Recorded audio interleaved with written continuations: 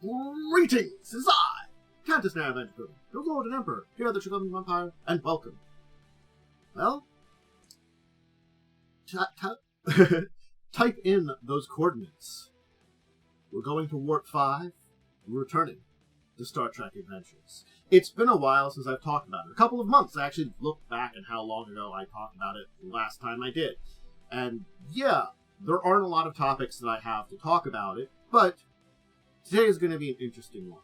And it's one that I feel is necessary to talk about in the different levels that I'm going to be talking about it today. Combat in Star Trek Adventures. Now, why am I making a dedicated kind of video session, of Star Trek Adventures combat? Well, there's good reasons behind it. And we're going to start with that for a second, but again, I'll give some shout-outs here, because I try to get these more towards the beginning nowadays. Joining me live on Twitch, hey, thank you. Follow would be really nice, at least. Joining me on YouTube afterwards, a little later, when I put this up with a little bit of editing. Hey, YouTube. Description, likes, green bell, that kind of stuff. And my question for the day, whether you're in the comments for YouTube or you're live on Twitch, well, what is your experience with combat in Star Trek Adventures? Because I'm curious. Now, let's talk combat. And to talk combat, we have to start by addressing Star Trek in combat. And I think this is an important part of the entire aspect, because if we take examples of how combat works in the actual shows, that's going to be an example of how it should work in a way in the game. The game is going to be different. And I think that's one of those things that is not well reflected upon in the show Star Trek. Any of them. From original series to Next Gen to DS9, combat is shown very often in a lot of situations there. And the thing is, with how Starfleet is supposed to work, combat is supposed to be the last resort. But we oftentimes seeing it being an important part about major episodes and stuff. Getting in battles with other starships, shootouts on various planets. Not every episode has that, but there's plenty of times where these action scenes are had. And the reason that we have them in the show is, well, they're exciting, they're actiony, getting to see phasers being shot, shoot some photon torpedoes, that's really neat. And the other aspect of it that we really have to reflect upon is, that's the last resort most often for what's going on in the Star Trek world. And, okay, we didn't work on diplomacy, we couldn't figure anything else, now we've kind of driven to this thing where, the aggression is driving us to go into combat. We don't have a choice at this point in time. And it's an important thing to think about that that's there, because it's harder to reflect that we don't have a choice in the mechanics of a role-playing game. Certainly, it's very easy in a role-playing game to default to combat. In a lot of role-playing games, from fantasies to other sci-fis, things like Shadowrun, D&D, Pathfinder, combat tends to be very high on the scale of uses, and there doesn't have this kind of misgivings about using it that exists when you have something like Star Trek. And what you should really reflect upon when having a combat in Star Trek, well, it should be your last resort for your players, if all else fails. Alright, so I'm going to be using the main book here. Let's just kind of talk about some basics of what Star Trek combat is and kind of things like that. I'm not really shouting any other books out, but, yeah, combat is like 50% of most RPGs. I didn't shout out rule books. And that's an unfortunate thing that, there is a combat heaviness to a lot of RPGs and stuff like that.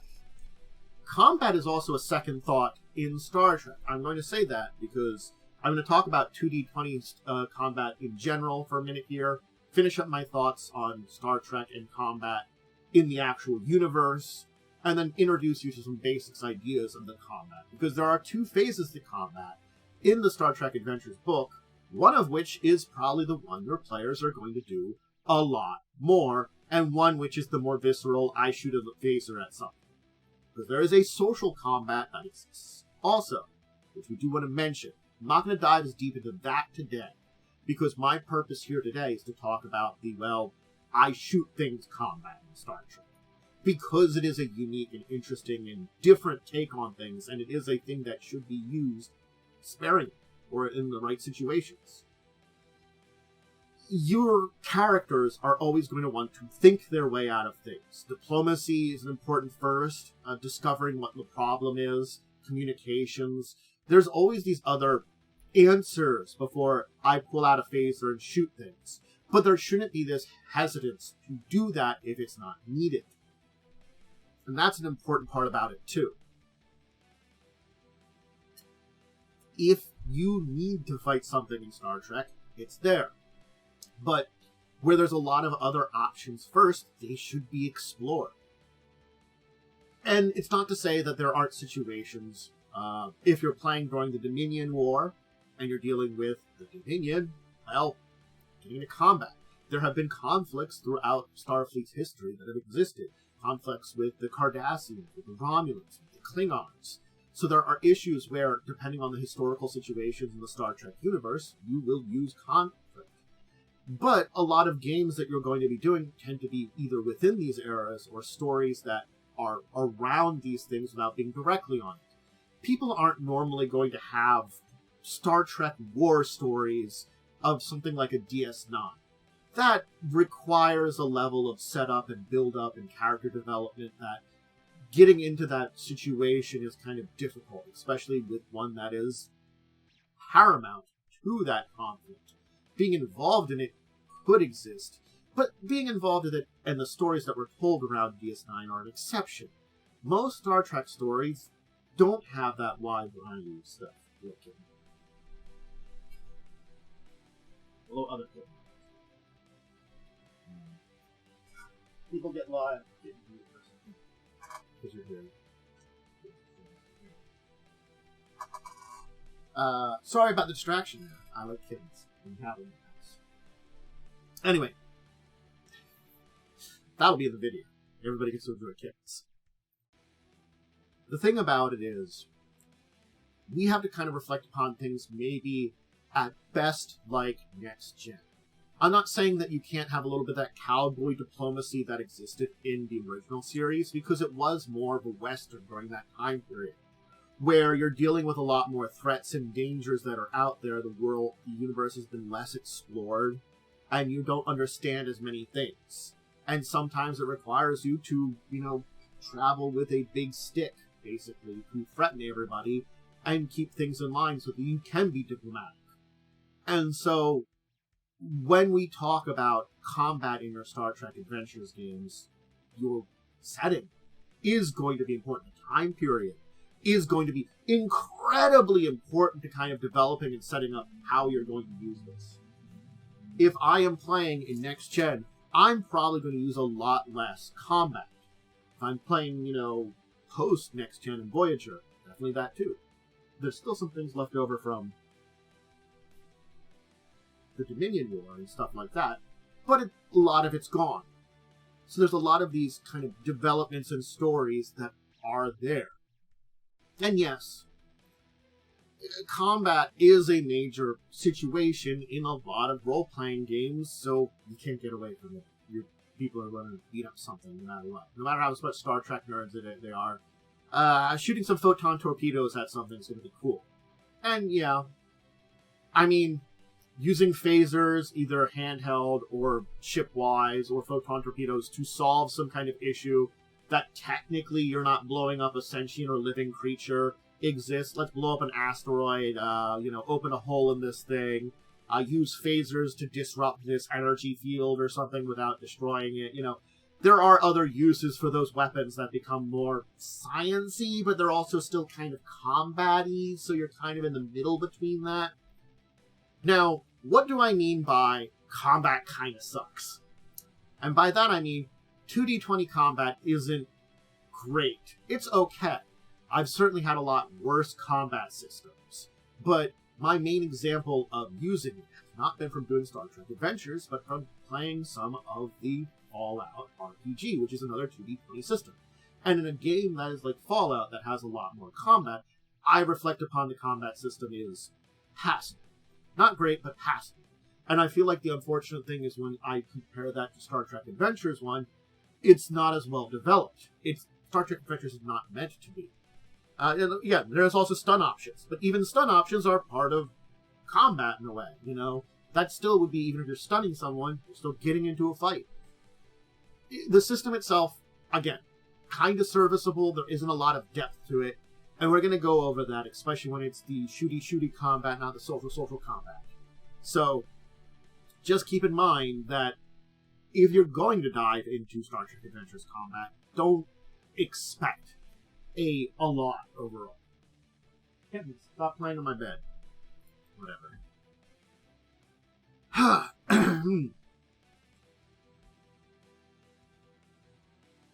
So, that's the thing is, combat might be the only option you take, or it could be the last resort, or it could be you're forced into a situation where you've got to get into it.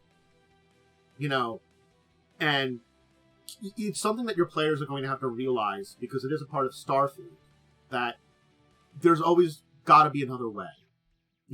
Fighting is something that's a mean to defend themselves and a last resort in their mindsets. And I think that's kind of a hard thing to tell RPG players, in a way. Granted, if you people are Star Trek nerds and you know a little bit about it, you might be a little better at understanding that. So, let's talk about some basics on the mechanical level, and then we'll go into social combat, and I'll switch the picture for social combat. These are challenges that your characters are going to have to face. Conflict. Conflict is a better word for that than just combat, because conflict comes in different forms. And we're going to be talking about the social conflict and the physical combat conflict. As a game master, I would determine a character to go first. Unless there's a specific reason for an NPC to do that, it would be a player character, which would be the first in the combat. It should be based upon usually the events that are going on at the start of combat. But, if there's multiple justifications, you choose one that has the highest daring to go first. And then again, that's assuming that players are going to go. There could be a reason that an NPC has to go first. Then, if that reason exists, you as the GM would choose them to go first. And if there's any doubt whatsoever, you as a GM can spend thread. Not the GMs go first.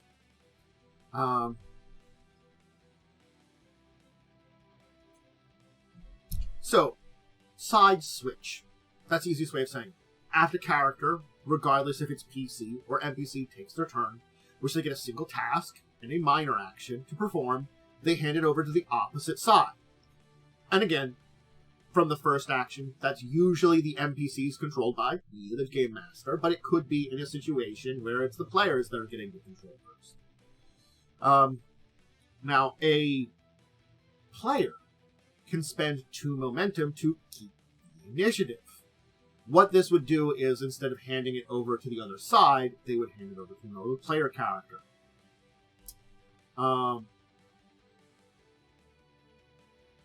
If that happens, though, that can't happen a second time in a row. So basically, once you've done 2 turns in a row, the other side has to. And that's only if there is, other sides to take. That's also an important thing to do. If you run out of, if you're a bunch of PCs against one NPC, well, they're only going to take 1 of their turns.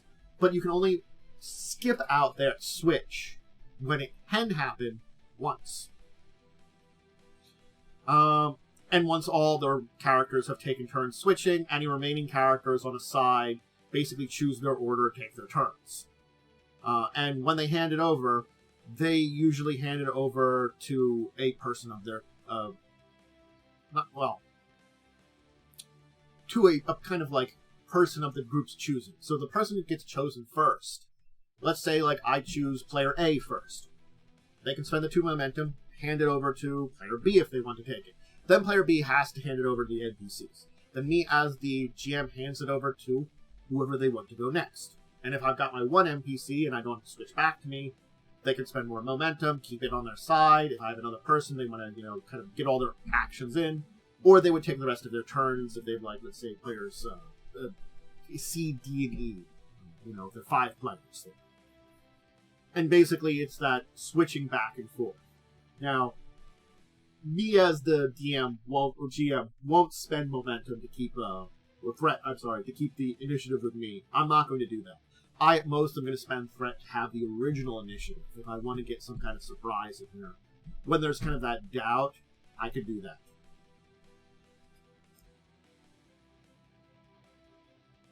Alright. That's the basics of how you have to know how turns work. And this works both for social conflict and physical combat-y combat. Let's switch our image over here to, some things where it looks like social broke down a little bit. Now, I'm not going to go into depths about social conflict too much here. I'm just going to kind of go over some basics of it, because the sheer fact, as I talked about at the intro of this entire thing, today is not about conflict as a whole necessarily. What I'm talking about is this issue of how conflict and combat are in a Star Trek game and how they fit in a Star Trek game. In social conflict, the fact is you're getting into a situation where it could be deception, trying to trick some people. It could be, presenting evidence as a counterpoint, intimidation, negotiation. These are the different levels of social conflict and how they all work a little differently and have various,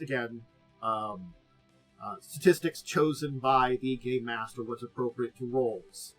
And, there might be challenges against each other.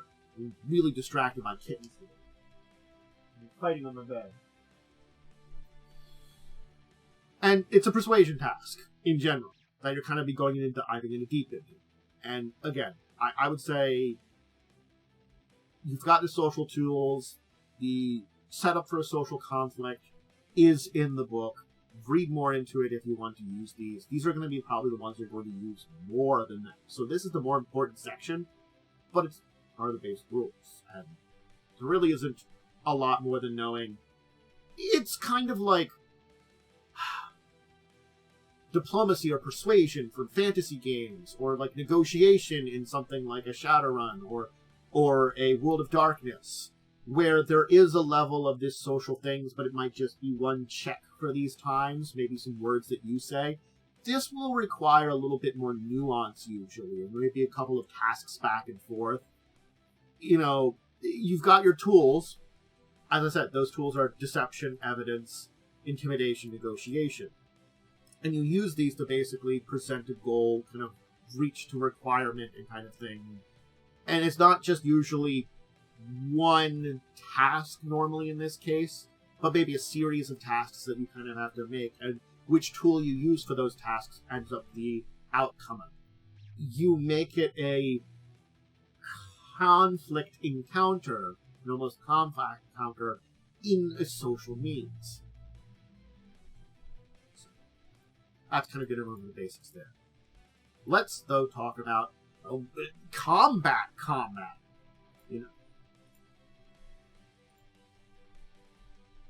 Are you done? No? You're adorable.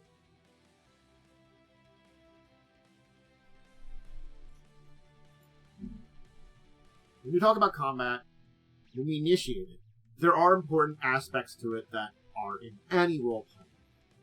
But I'll mention them here. Things like environment and zones.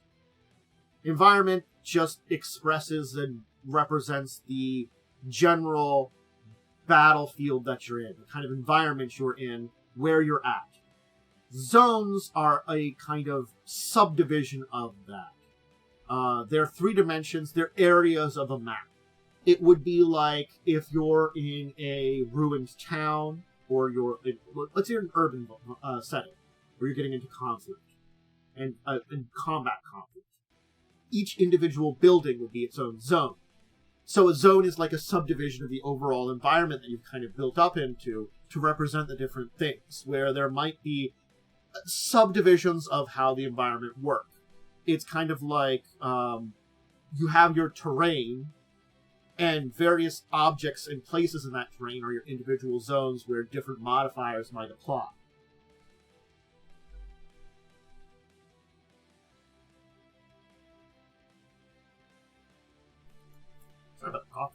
I muted it, though. I made sure to.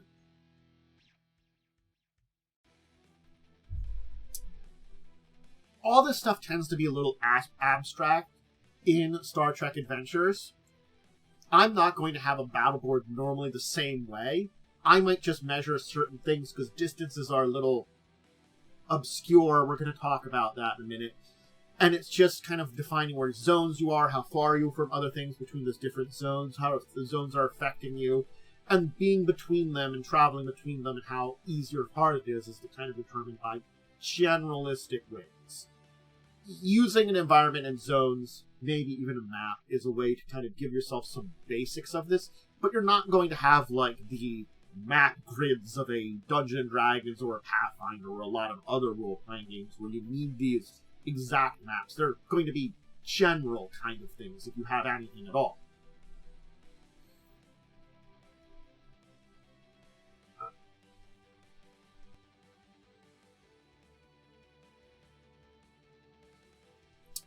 Alright, so, where everybody is, which every zone, every character, whether PC or NPC is, keeping track of that is going to be one of the more important things you do as a game master in Star Trek Adventures when you hit that conflict.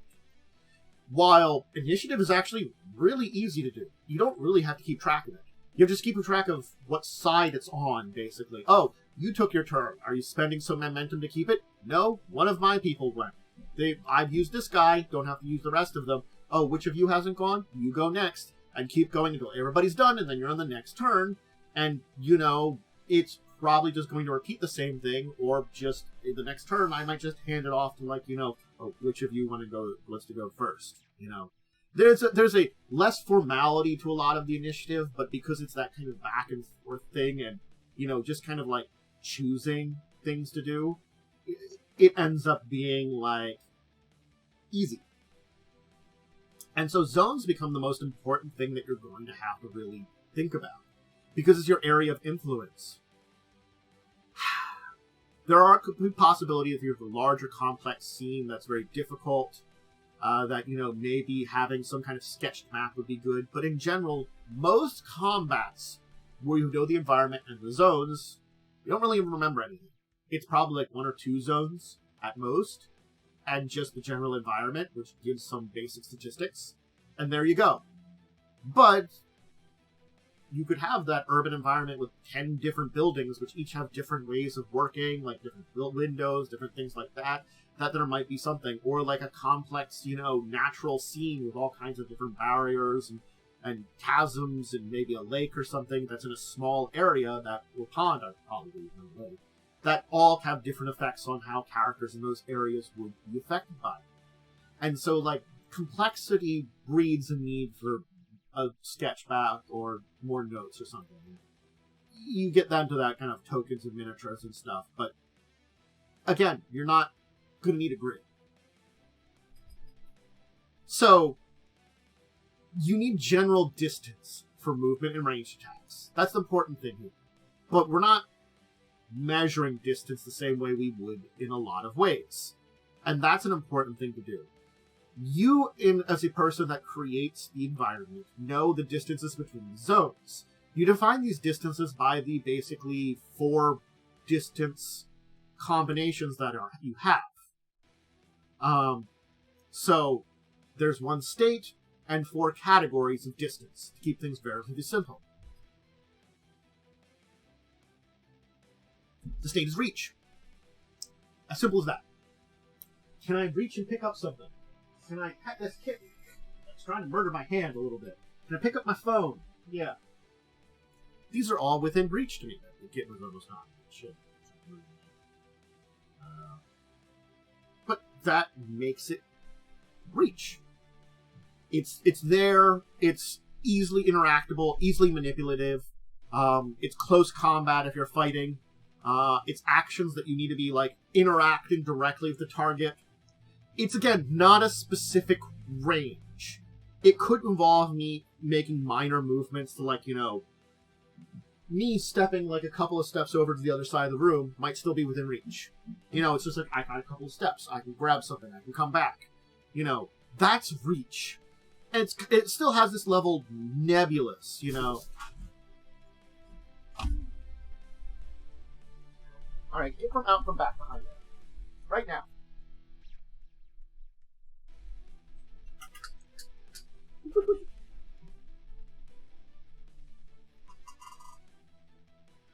Okay, that's bad.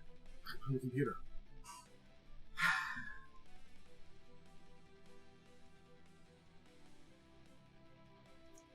You can get out very easily, break stuff.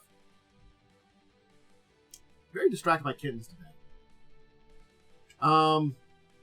When you're within a zone, defining kind of where things are within reach within your zone, usually it's defined in such a manner that you have that.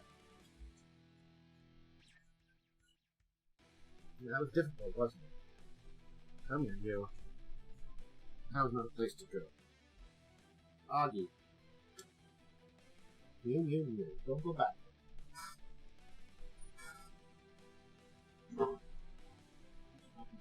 I'm doing that.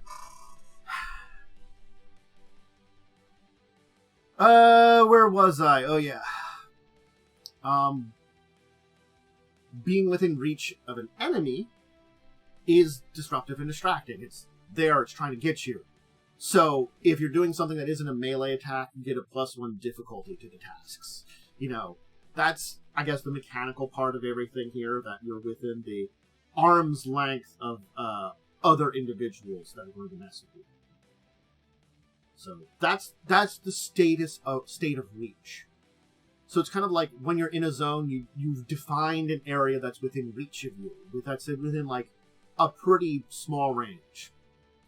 Close range is a zone, it's defined as a zone the character is within at the time. So, when I'm in a zone, I'm not within reach of everything in the zone. I'm in reach of, like, maybe, like, I define where in that zone I'm at, which defines my reach. But overall, the zone I'm in is close. It's close range. It's in essence a distance of 0 zones away. And you're going to use zone measurements to determine distance. Medium is adjacent to your current zone. It's a distance of 1 zone. Large is defined as object or features 2 zones away from your current one. And extreme is anything beyond that of 3 or more zones. So, when it comes to weapons, communications, movements, and stuff like that, understanding the difference between close, medium, long, and extreme ranges, well, that's the basics you only need to know. If you know that something is not in your zone, but not next to you, well, it's within your zone, but not next to you, it's close range. Hey, you're over here with me. You're somewhere, you're like on the other side of this building from me, you know, or you're on the other side of this gully from me, or we're both in the gully. We're still in the same zone together, but, you know, not arm's reach. So it's kind of like, there's a nebulous definition of these things, but it's important to keep things easy. Because, again, this is some of the disadvantages of this type of combat, because it is harder to define on paper. A lot of times, many combats and many systems allow you to both do theater of the mind and basically miniatures on a board. This here is very theater of the mind. You're not really going to have miniatures on a board very much for Star Trek Adventures. And a lot of this, as I said, carries over to other 2D systems.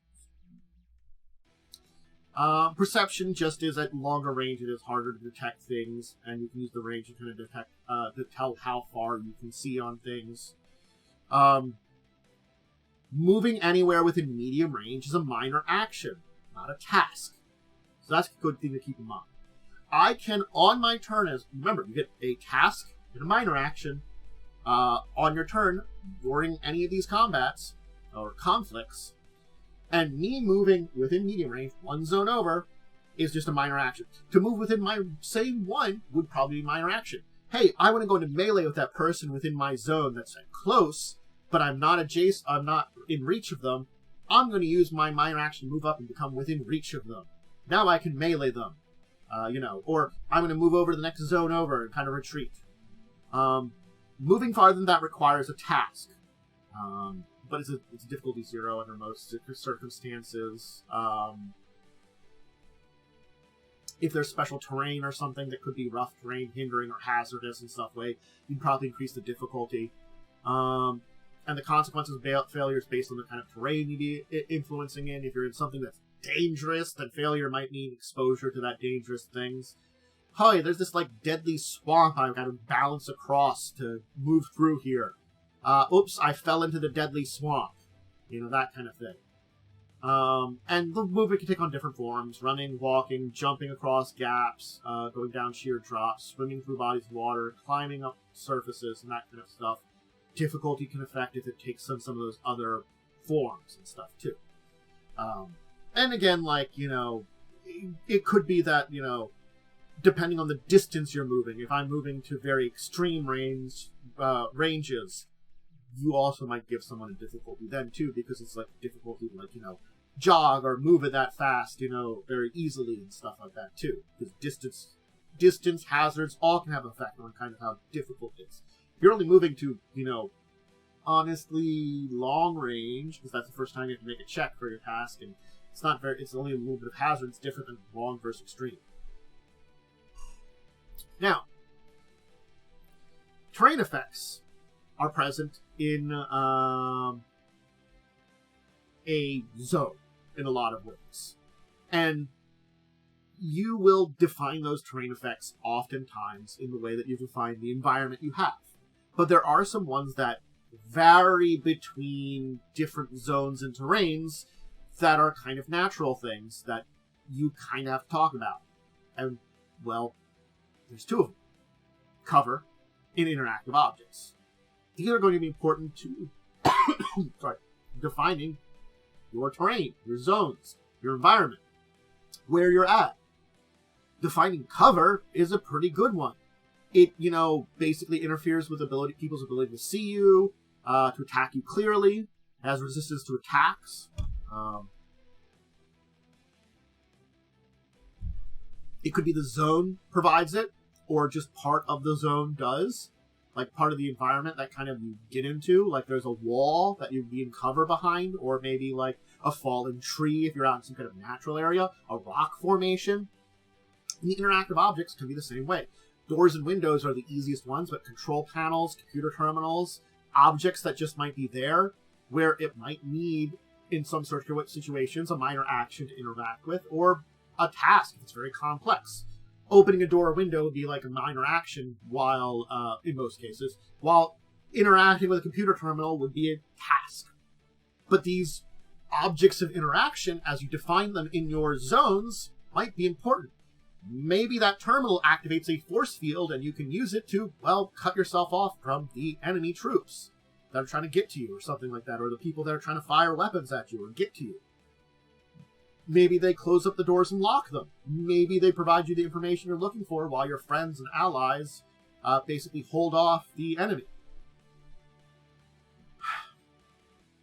So, let's talk about some minor actions, though, because listing some minor actions and the common ones that you can do is very important.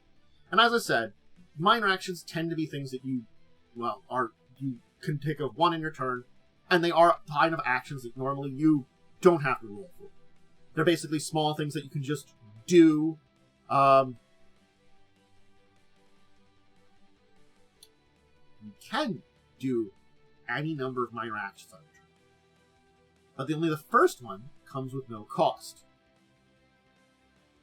What do I mean by that? Each minor action can only be performed once each turn. So, of all the different minor actions you can take, if I open a door, I can only open a door once a turn. I can only open a window once a turn. But if I open a door and a window, I can spend momentum to do that. I don't know why I would open both of them, but as a good example of minor actions, basically from the normal minor action list, or any other ones that can be defined by the circumstances of where you're at, you can only do one of them each of them you can only do once a turn. And you can only get one for free, and it costs you momentum that you'd spend immediately to do any other ones. Okay. Here are the following normal minor actions, and I'll go into detail about a few of them. which just allows you to reroll a single d20 made on an attack before the start of your next turn. Basically, you use the minor action aim before you fire a weapon. Draw all items is picking out weapons. Doors of distraction, windows of firing advantage. That could be good reason. That's the interact one. But actually, it's the interact minor action. So actually, you can only do one a turn, turns out. Because I need to find them all under interact. So, because it's aim, draw items, drop prone, interact, movement, prepare, and stand. And I guess you could drop prone and stand if you spent a momentum, but I don't know why you would want to do both at a turn. But interact normally would be, things. These are the common ones, and it's if something falls under one of them, it'd be considered it. So like interacting with a door or window would be interact. But if something is a minor action that does not fall within them, that's when you kind of add in extra ones, which can kind of make things more unique to the circumstances. Dropping an item, of course, minor action, just whoop. Dropping prone, you go to the ground, there's advantages to being prone, it's harder to hit in certain circumstances. As I said, to interact with an object in the environment. Movement, we talked about that. The prepare, which means prepare is for certain tasks. Certain tasks require a little extra time to get ready, and so there's a prepare action beforehand. You have to grab something and bring it out. You have to get something ready to use it. It's not always you're going to need the prepare action, but there are times when you need to prepare something, and it's related to another task. And of course, standing from prone. It does specifically say you can't stand and drop prone at the same turn. Well, thank you for that, book. That's really nice of them to mention. So, yes, you probably want someone to open the window for you and do 2 different turns. Now, that's some minor actions. We kind of define those. Tasks. Well, the things you can do, and you can only do 1 task a turn. There are some exceptions to this. But you can never take more than 2 tasks in a turn. Even if you somehow get more tasks. 2 is still your maximum. So, how do I get more tasks? 2 easy ways. Determination. You can spend a determination to take a second task during your turn. It can only be used in conjunction with your values. You look into that. I talked about using determination and stuff in a previous episode when I talked about mechanics. Look into that. And the other one is you can spend 2 momentum to attempt a second task. But that 2 momentum is not from your pool, but from a successful task. And the second task increases difficulty by 1. What do I mean by this? So normally you have your pool of momentum where you spend immediately, and the momentum you gain from a task. Drop push-up, yeah. When you gain momentum as part of the task, there are certain things you can spend it on that have to be part of that entire thing. Momentum can be spent in one of 2 ways, as related to what you're doing, where there's certain rules for that, and related to other times. I kind of talked about this before. In this case, in order to get an extra task, I have to be successful at the task I just did, and I've at least had 2 extra momentum that could be banked for later, or spent the extra task now. I can't use the banked momentum to take the extra task. And then, of course, the difficulty increases. There is one more way to possibly get an extra task. How is this? Well, through leadership. What do I mean by that? Some characters as leaders can demonstrate their prowess as this and grant additional tasks to characters under their command. This is the direct task, which we're talking about. So basically, it's I use my task to give you a task, is the simple way of saying it. It's like, okay, I'm going to use my ability of authority and leadership, which I can't really do anything else right now, as my task to give it to you. Maybe I'm not really great at firing a phaser, but I've got a security guy with me who can fire phaser really well. I'm going to lead him and direct him and be like, take out that guy over there, or something like that. Give information, direct him, and kind of give orders and stuff like that, and give him so he can shoot 2 shots. So the most common tasks are, and I'm going to list through all of them and talk a little bit about them, but there are other ones. Assist, attack, create advantage, direct, guard, pass, ready, recover, and sprint, and first aid. Other tasks, we'll talk about that. Assist. You help someone else out. This one is giving aid to an attribute, a discipline, a focus, and basically you assist using your own attribute for the task. It's similar to assisting in normal situations. Normally, if someone assists you, they roll a die to assist at the task. It's the same thing. You can do that as part of an assist in some kind of task that someone else is doing. Within reason. Attack, of course, you attack a target. Try to inflict harm. We'll talk about that in detail because that's going to be the main part about combat that you're doing. All these other things are related to combat, and we're setting up the entire situation. We're like establishing this sphere of influence of combat. But the attack and damage and stuff like that are probably your most critical parts of it. You can create an advantage. Add some favorable circumstances. It's a task with a difficulty of 2, using a attribute, a discipline, and focus based on the type of advantage you're trying to gain, and you create an advantage in the circumstance. We've talked about advantages in the past. Basically, go back to some other videos and look into that. Of course, the direct, which I said, which you're a commanding officer, a mission leader. You're basically you nominate a character that may immediately attempt a single task directed by the command character. But you can only use the direct task once per scene. That's the important part of that. So that extra action from leadership? Yeah, it's basically...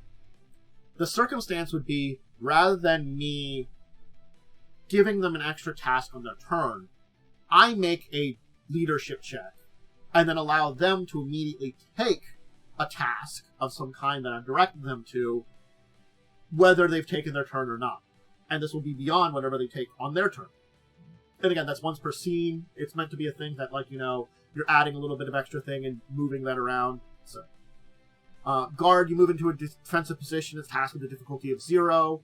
And it makes the difficulty of attacks against the character by +1 until the start of your next turn. So you're kind of guarding someone, making them more difficult to hit. Pass is, you don't have to take a task. If you take no minor actions on the turn, you don't even take a turn, and you can act later in the round. Remember, the initial person that's chosen tends to be... There are circumstances where someone is chosen. Effectively, the pass back and forth kind of goes that way. It's passed back and forth between people. You're like, you take your turn. You can pass your turn and basically hand it off to the next thing in the round. Normally you want to take your turn sooner rather than later, but there can be circumstances you want to take it later. And the thing is, whoever's passing it to you, whether it's an ally or the GM, you don't know. It's a lot of passing back and forth between people. And so the pass turn, passing, again, you don't even have to take a task.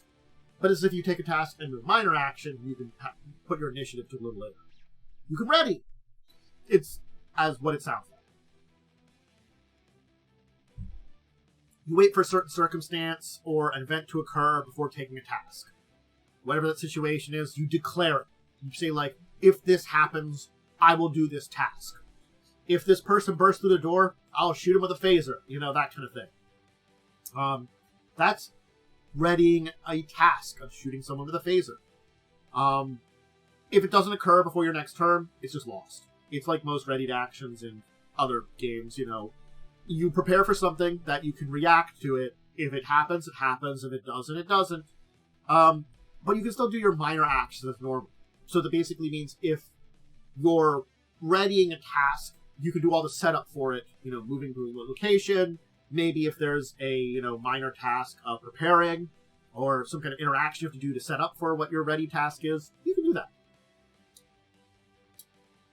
You can recover. There's ducking behind cover, getting your breath back, clearing your mind, readying yourself for the fight. It's a difficulty 2, finesse plus command task. Reduced by 1 if you actually get into proper cover. And you gain 1 additional resistance for each effect rolled on the cover dice. And regains the ability to avoid injury. We're going to talk about both of those things because that's relate to health and injury. The character also regains 2 stress per momentum spent, which is repeatable. So you get some resistance. You can avoid injury 1 more time. And, that means if you avoided injury to begin with, you might want to recover that, especially if you're in a difficult situation. Might be a great way. And you can recover some stress, which is basically health. You can sprint, which is a 0 finesse plus security.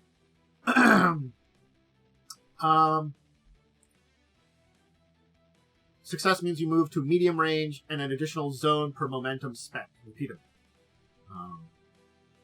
And effectively, hey, guess what? You're rolling on something, you might get some extra momentum to spend on that.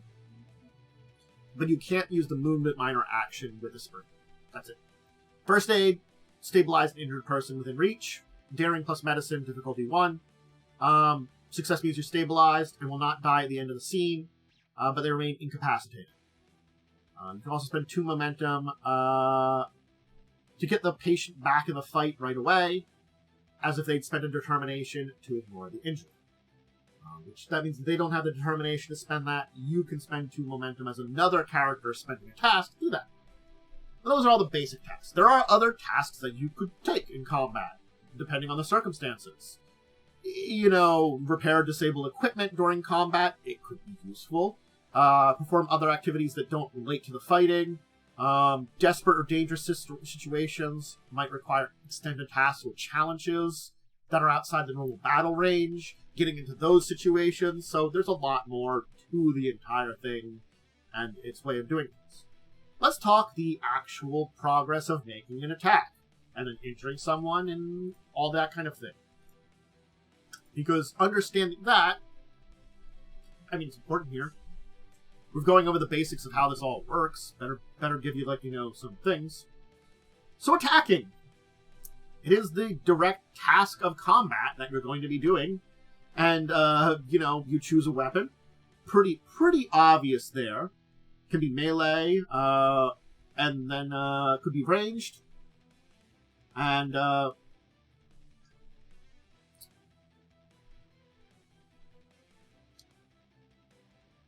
could be unarmed. Basically, you choose the weapon you're planning to attack with. Whatever it is. You nominate a target for that attack. You're like, who can I punch, shoot, stab, whatever. If you're melee, you have to be within reach. Ranged weapons have, you have to be enemies that are viable to the attacker, basically ones you can see, and have a basically line of sight to, maybe a line of effect to. They can maybe have cover, but you can still get part of them or something like that. And also, there are ranges and stuff related to weapons. That's getting specifically into specific weapons. So it has to be, viable target regardless of melee or not. Melee or not. Anyway, then you declare whether you want to be lethal or non-lethal. If it's lethal, you add a single point of threat. Basically, it's a system where you're not necessarily trying to kill people. So,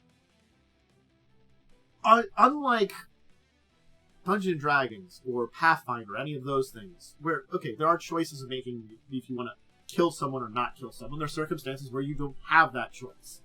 The choice kind of default is, well, non-lethal. Normally the choice default for a lot of games and stuff like that is lethal. It's an interesting juxtaposition here because it's sort of like, well, if you want to do lethal, your game master gets a threat. So you get a task depending on the type of attack. For melee, you type in Daring Security, difficulty 1. Opposed by the target's Daring Security, also difficulty 1. If they win the opposed task, they're considered to have a successful attack instead. So melee, well, you make opposed task checks to each other, and whoever gets better gets the attack off on each other. It might be my task, but I could get smacked for it because I chose to go into melee. Same with them. If they try to melee me, I could smack them back. Per range, you attempt a control security with a difficulty of 2. It's not opposed. It's increased by 1 if there's an enemy within reach of you. The complication range of the attack is increased by 1 if there are creatures within reach of the target. And a complication may indicate one of those creatures are attacked by the attack as well. If a success, you inflict damage described by the section we're going to talk about in the future here in a minute. And a successful attack does not necessarily mean an immediate direct hit on the target. I could hit someone, but not affect them. You know, it could wear down their stamina, force them into defensive. You know, it doesn't necessarily mean, you know, whatever my hit is does damage and stuff like that. That's actually kind of circumstantial too, because you are rolling something for that also. So, if you're successfully hit by attack during combat, you may become injured. There are other things like environmental facts that can cause injury, falling from great heights, being set on fire, exposure to hostile environments, industrial accidents. There's a lot of hazards. Beyond combat ones, so injury is important to talk about for those things too.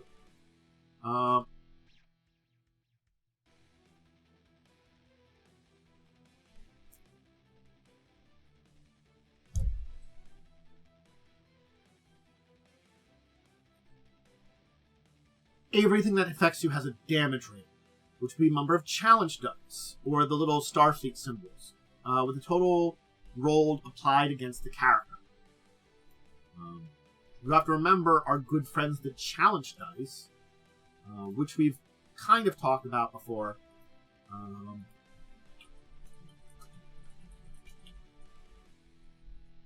Which I believe, I'm just trying to remember, which have different numbers and stuff on them, depending on your dice. It's got ones. It's got the Starfleet symbol, 1, 2, and 0. So keep in mind, there are zeros on challenge dice. You could get a 0. You can do nothing. So that's why, like, the challenge dice could do nothing. If my damage is 2 challenge dice, I rolled 2 dice, and I got 2 zeros, well, I hit you. Didn't do anything. And the Starfleet symbol does specifically things. They count as 1s. But then there's also the 1s and 2s and stuff too. Anyway, you have some stress, which represents your ability to respond to peril and avoid the worst of it. It's like the work track of an extended task. Your normal amount of stress is equal to the total of your fitness plus security disciplines. You return to your maximum value after a brief rest, which normally happens between scenes. So stress doesn't go outside of scenes, and it gives you like this little bit of effectively health. You can also have some quality of resistance, which reduces that total. Basically, shrug off certain types of attacks or certain damage. Protective gear, innate resiliences, circumstances to things like cover. There's static values of resistance, which can be the innate resistance and armor.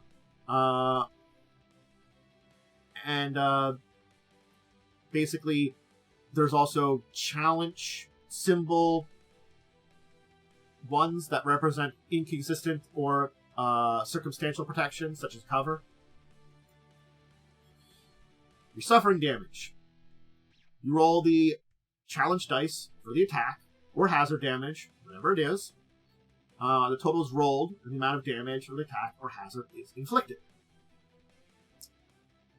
If you have any resistance dice from cover, you roll those and add those to any static resistance you have, if you have armor or natural resistance. So, like, cover might provide you with 1 dice of protection. And remember, this is you can roll some die for protection with resistance. That's your total resistance to attack. You total the damage by the resistance. If 1 or more damage remains after this reduction, you lose 1 point of stress per damage. You can also suffer an injury if 1 or more of the following conditions occur. If 2 or more conditions occur, the character suffers 2 injuries, and injuries we'll talk about in a minute. If you suffer 5 or more damage from a single attack or hazard, after a reduction for resistance, you get injured. If you're reduced to 0 stress by an attack, or hazard, you get injured. If you had 0 stress before an attack or hazard, and the attack or hazard inflicts 1 or more damage, you get an injury. When you get an injury, you're incapacitated. You can't take minor actions, you can't attempt tasks for the remainder of the scene. If you suffer 2 or more injuries from a single attack, resolve them one at a time.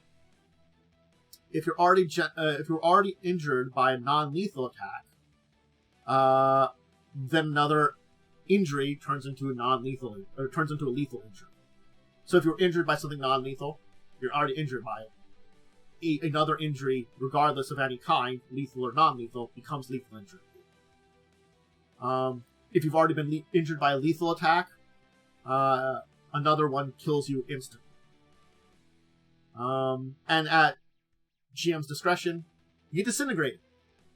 You know, when all those, like, disruptors or phasers disintegrate people, oh, hey, that's that double lethal injury, turn to dust.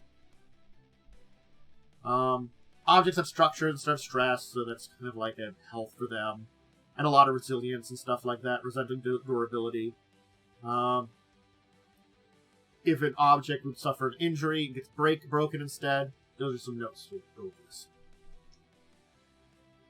So, player characters, many characters, have a limited ability to fend off mortal wounds.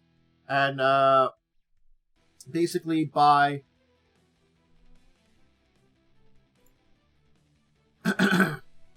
diving aside at last possible moment, ducking into cover, dodging out of the way, you know, pulling back.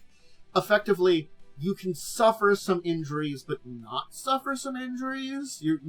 It's basically you have a little bit of plot armor. A lot of characters do. It's a desperate act that cannot be done indefinitely and comes with a price. Giving up opportunities, giving the enemy an edge, or allowing some other problem to occur. When you're about to suffer an injury, you do have an option of avoiding it. You prevent the injury from happening. You suffer no effects from being injured. You continue to act as normal. Because remember, regardless of how you got injured, puts you incapacitated. If you just took a bunch of damage, got injured, and you had a lot of stress still, you're still unconscious. This is basically being like, you know, that damage didn't injure me. You know, I took that hit, but managed to, like, you know, twist it out of the way, so it's like, you know, I'm hurt and hot, like you stabbed me, but you managed to avoid, you know, I managed to make sure you avoided my, like, organs or something like that. So it doesn't remove the effects of the other attack. Stress is lost. You know, if you're knocked prone, you're knocked prone. If you've got a horrible gaping stab wound, but your knife is in you, you're still there. Or the companion pull the companion red shirt away. Disintegrated. When you use the avoided injury, it costs you 2 momentum immediately. Remember, this is your immediate momentum. It's the stuff you've saved up. Immediate momentum, though, can also be paid by adding threat. Keep that in mind. You can also avoid injury by suffering a complication, which is like a minor injury. Some other consequence of the attack, such as a bystander being hit, damage to machinery, something like that.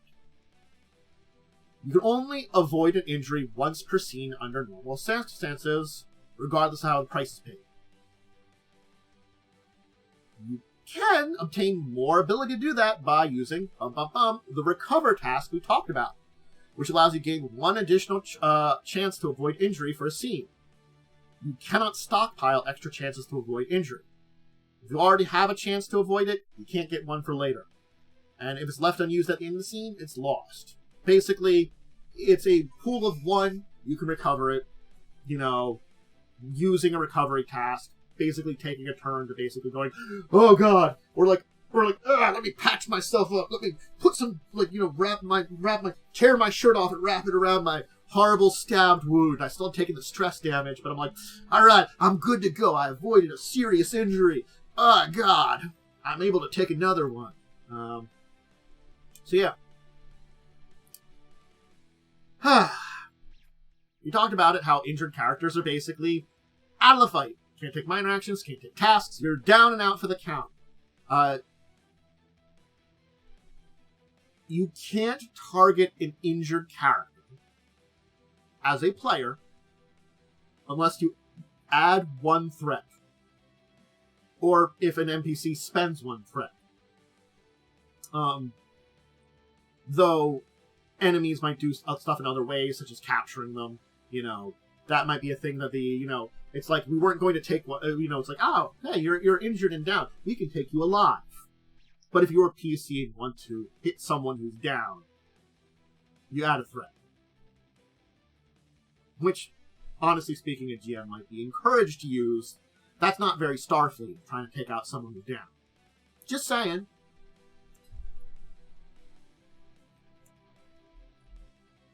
Inflicting injury on an injured character kills them immediately.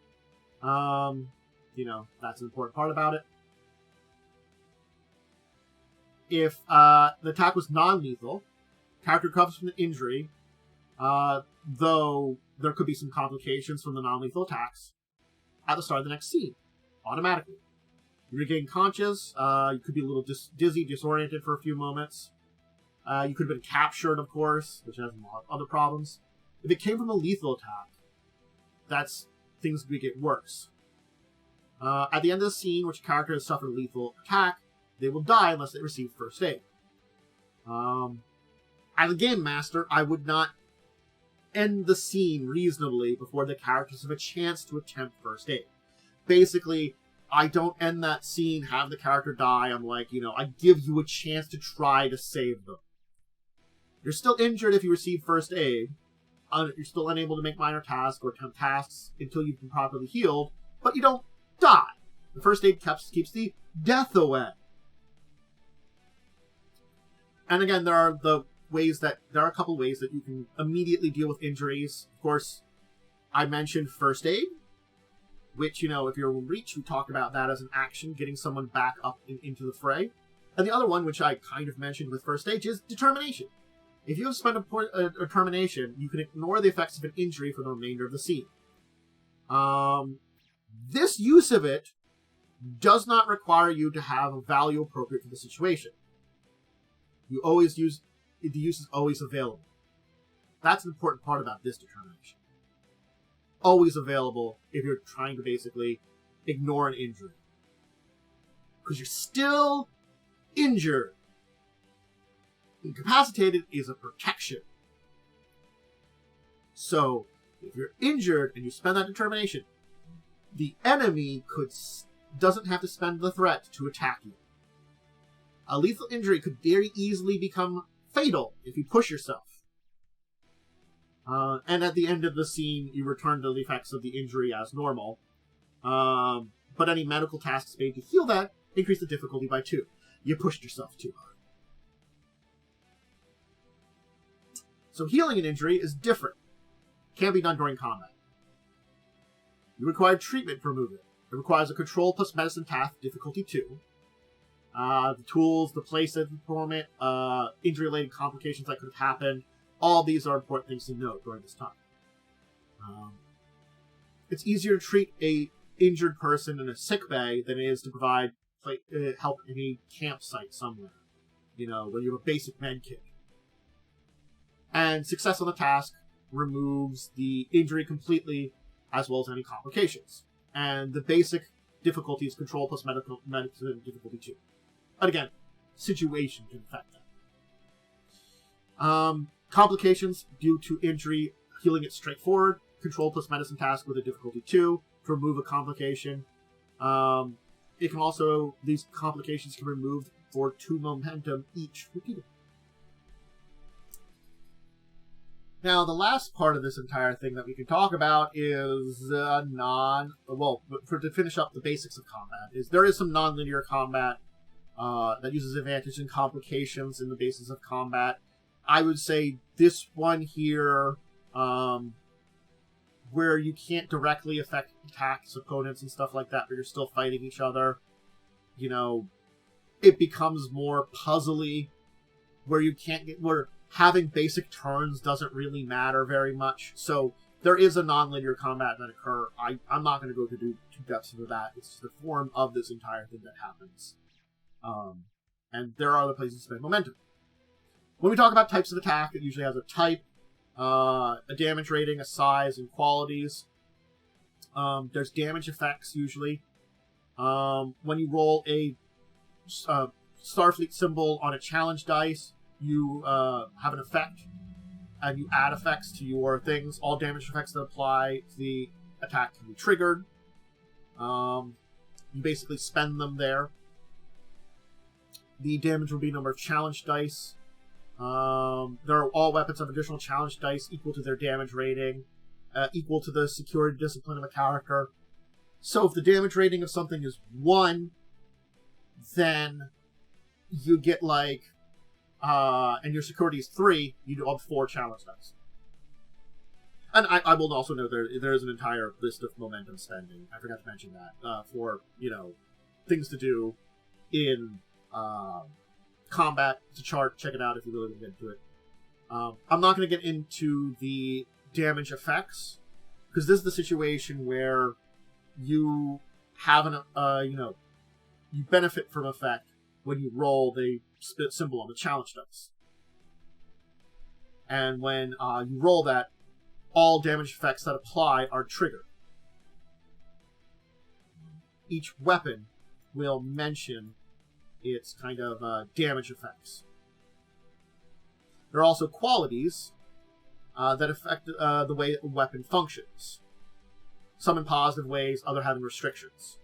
So qualities are of a weapon always going. Effects, you have effects on the weapon, and they trigger once you get the challenge dice. Whew. But, yeah. That's basically combat. And it affects on certain levels, too. So, I'm gonna move away from here and put myself back in the middle. Because there's a little bit more to talk about before we get to full conclusion, but this also includes starships. Starships function much the same way as players. I'm not going to go into full detail on that one, but you have to consider that combat's going to go the same way. It's one ship versus the other ship, and then each individual character on that ship will have their various things to roll a lot of ways. There are rules for how starship combat and stuff work that are based upon this, that you're just going to have to go into depths about in a little way. I remember that, the damaging effects that apply are always going to have kind of like for weapons, not always going to apply. Qualities all the time, damaging effects only if you roll the Starfleet symbol on the dice. And, there are costs to certain things. A lot of stuff like that.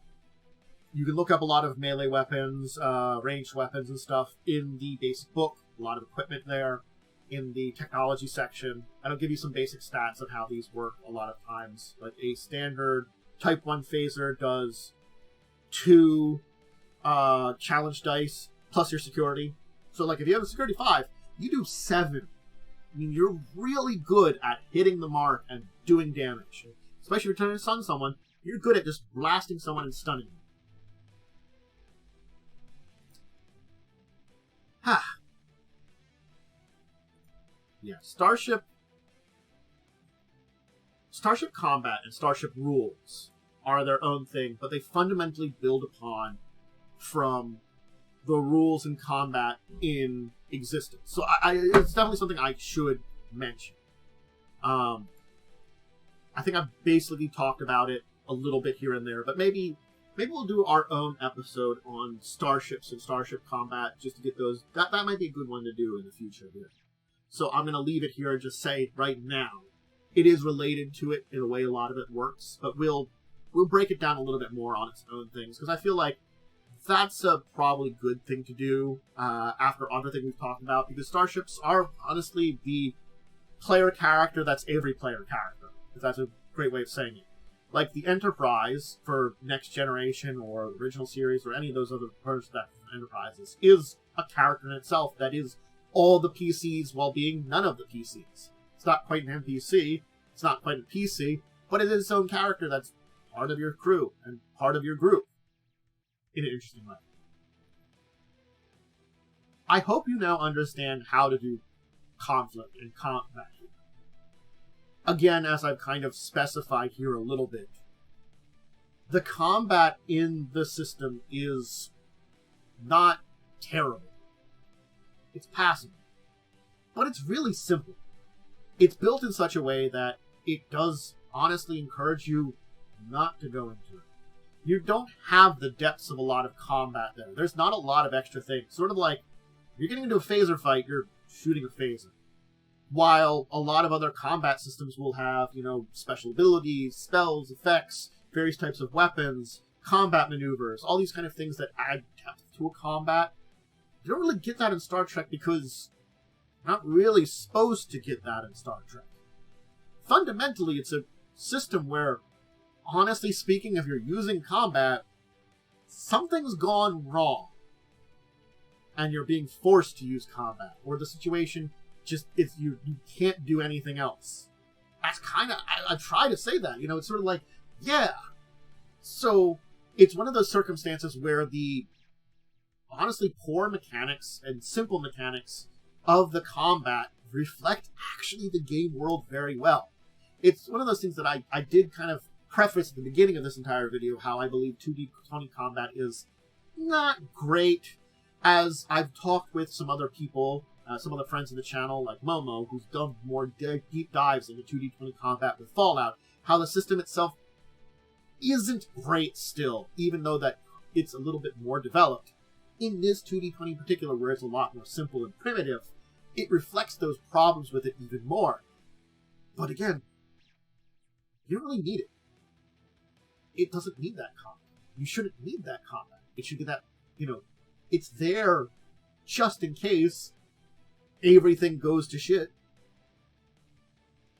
It just isn't that call for it the same way. And it makes it very interesting, the fact that it's, this juxtaposition of, again, the social conflict being such much more important thing than the combat section. But the concept section of the book is so much larger. Because social conflict is something that you're going to get a lot in the conflicts that you will have. It'll probably be the first call of whatever it is when you're in a conflict. Talk with them first. Communicate. See if you can resolve things peacefully first. You can't? Well, now we've gone to combat. Now the situation calls for it. There will be stories that will have that option of combat. Always. But that last resort feeling of it, certainly, I feel like as a game master, more so than a player, you have to give the option to avoid it. Because the thing is, if I'm forcing my players into a combat, it means that I want them to have it. And I've got to be honest, it's that Star Trek mentality of trying to avoid it. I feel like it's better to give them the option to avoid it in some way. If you want to experiment with it, if you feel like it's necessary to add it at some point in time, fine. But in most circumstances, I would give your players the ability to avoid that combat, because it also does help, in the end, with a lot of circumstances. By giving that assistance in the way of not having the combat as a needed thing, it means also you can avoid the fact that it isn't great. Because, as I said, fits thematically. But, yeah. Oh. Sorry, I hit the wrong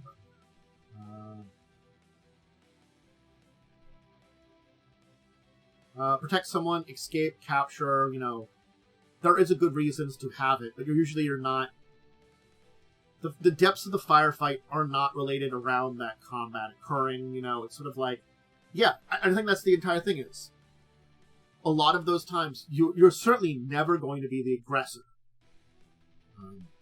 I say not never, but the chances of the player characters being the aggressor are incredibly low. It would require certain circumstances to be the aggressor. It might be sort of protecting someone, but you're coming in and you can't put yourself between them. You would have to be an aggressor as a third party almost, that could happen. But, you know, it's because the combat is, at least in face-to-face combat. We haven't even talked about ship combat and stuff like that, which we will do a Starship episode. I think that's going to be good to do a Starship episode on its own about Starship rules and Starship combat, you know. But face-to-face combat, again, you just really don't want to do it if you don't need to. Tell a story. If the story needs combat, okay. If it doesn't, don't put it in there. That's my, like, DM side, or GM side of things, is, like, be smart about it. You know, it's always an option for your players still, but don't make it the first option, or the option that they need to get to. Add other stuff first. You know, stealth bits of things, even to avoid getting into circumstances where you'd have to get into combat if you're trying to protect someone, all that kind of stuff. But again, when we talk about ship combat, that'll be similar but a different beast in this entire thing, because there's more to it than that as a way, because again, you're not really also playing the ship, you're playing your characters on the ship, but you're also playing the ship, and yes, that's an entire none of this. Okay. I think that's it. I think I've gone over what I wanted to say for combat in Star Trek and kind of defined it in defined ways that both as a player and as a game master you have to think about it for the game. Because there is that need for thinking about it in certain ways to reflect upon it. Star Trek Adventures is a game that has combat, but it's nowhere near about it. It's about exploration. It's about, you know, what they say for the opening, you know, to boldly go where no one has gone before, to seek out new life, new civilizations, you know, to make discovery, learn more about the universe, learn more about the beings within the universe, you know, and peacefully so, if you can. Understand more about everything. Exploration, both in physical science, social, whatever it is. Alright, I gave my normal bits of shout-outs kind of at the beginning. Remember, you know, if you're joining me on the Twitch, follow Be Good, YouTube, all those kind of things. Like, subscribe, ring bell, comment there if you haven't already mentioned stuff about combat in Star Trek Adventures, your encounters with it. If you're looking for more stuff, whether you're joining me live on Twitch or on YouTube, I do have specific schedules. Normally, I stream these things live on Twitch and then put them up on YouTube a couple of days later, usually 2 or 3, depending on the circumstances. Sometimes the next day, whenever I can get the schedule and put up things. If you're looking for tabletop-related stuff, that's live Tuesdays, Thursdays, Saturdays, Tuesdays, Thursdays, usually between 1 and 2. I begin in the afternoon, depending on life schedules. Saturdays are at 11. Tuesdays are Variety Day. Thursdays are usually Pathfinder Galarian days, and Saturdays usually World of Darkness days. Those are strictly around 11 on Saturdays, as close as I can be started. I also have a live show of Pathfinder First Edition right now. I'll do some more in the future, though. I'll keep in mind when I can throw those out there. The Crimson Queen. Check that out. It's really fun. Really great. Great players. Having a fun time. I took an adventure path and have used it as basically an outline and some statistics for monsters, and we're just making our own adventure based around that. And it's been great fun. And then discussing Tabletop Saturdays at 6. So check that out, where we talk about some news of the week, go into some light bits of information about some things, and then some deeper discussion topics about some interesting things. I do other gaming streams and stuff too, Mondays, Wednesdays, Fridays. Those are both on YouTube. So if you're joining me on YouTube, all the other stuff will be up here. You know. Or again, join me live. Check out the other side of things. I always encourage that to, you know, you're on one, check out the other, you know, vice versa. I have social media, Discord, Twitter. Check those out. Those are the best ways to reach me. A lot of times it's just schedule and cat pictures, but sometimes other important thoughts or schedule or other updates on things in existence. Sometimes. Alright. I'm gonna get going. I thank you all for joining me once again. And I hope that this has been informative to you and diving into an interesting component in a fun world and a fun gaming system. I do really love Star Trek Adventures. And we'll definitely visit again sometime soon. Not so long a wait since the last time I did an episode of these. A little less time. But until the time we chat about, well, probably next time Starship Combat, till that time, I bid all of you out there, joining me for whatever things are next, a wonderful and grim farewell.